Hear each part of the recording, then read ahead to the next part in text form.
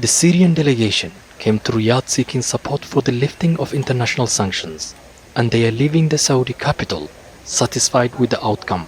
Saudi Arabia became the latest country to call for the restrictions to be lifted. We also confirmed the necessity of lifting sanctions imposed on Syria, because these sanctions hinder the ambitions of Syrian people in development and reconstruction. On Friday, Italy also said sanctions should be lifted, but Rome will need the support of the EU bloc if that's to happen. And in Riyadh, the European Union said it will convene a meeting later this month in Brussels to discuss lifting of the sanctions. But the EU warned if they are lifted, they could be reimposed. So if we see the developments going to the right direction, we are ready to do the next steps. But also it has to have a fallback position. If we see that it's not going to the right direction, then we can also move back on this.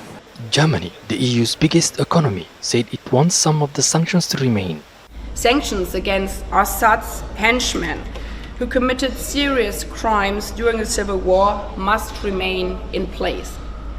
But Germany proposes to take a smart approach to sanctions, providing repeat relief for the Syrian population. Syrians now need a quick dividend from the transition of power. The US and European Union put sanctions on Syria after Bashar al-Assad's regime cracked down on anti-government protesters. They were meant to punish the regime, but have badly hurt Syria's economy. Sanctions have made it difficult for Syria to import or export basic goods, forcing prices to go up in local markets. Damascus is also not able to borrow from international financial institutions because of the restrictions.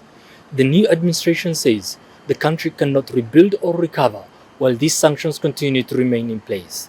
They want the restrictions lifted immediately, but it might be a while before that can happen.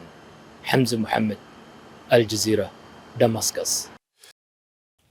Make sure to subscribe to our channel to get the latest news from Al Jazeera.